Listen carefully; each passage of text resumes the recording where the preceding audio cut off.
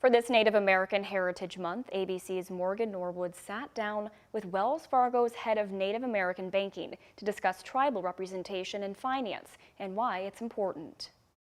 Dawson Her Many Horses grew up on a reservation in South Dakota. I'm an enrolled member of the Rosewood Sioux tribe. We're located in south central South Dakota on the South Dakota-Nebraska border. A place overflowing with culture, but underprivileged when it comes to resources. Though there are more than 574 federally recognized tribes, Her Many Horses says they're often economically invisible and in many cases underbanked.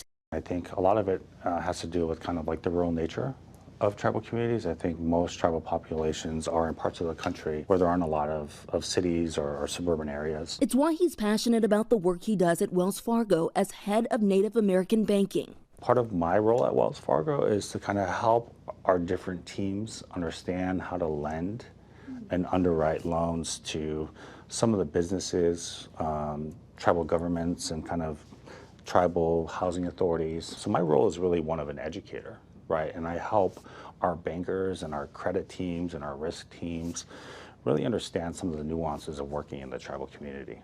While casinos have long been the financial lifeline for tribes across the country, what other businesses are there that we can invest in to kind of supplement the income that we're receiving to fund tribal governmental operations, right? Because tribes, like states, provide housing, they provide healthcare, education, police force. But aside from financial preservation, it's about cultural representation too. One of the things that I think a lot about is like, how can we get more Native Americans in finance? I'm one of maybe one or two Native Americans who works at a major bank as a banker. One of two. Yeah, so that we don't have a lot of people like me in roles like mine. Dawson Her Many Horses has great hope for the tribal communities in America. This Native American Heritage Month, he's challenging this country to get involved. Well, I think the one thing to remember is that, in the United States, like all the land that we're on at one point was native land. If you want to help tribal communities, get to know the tribal communities in your area.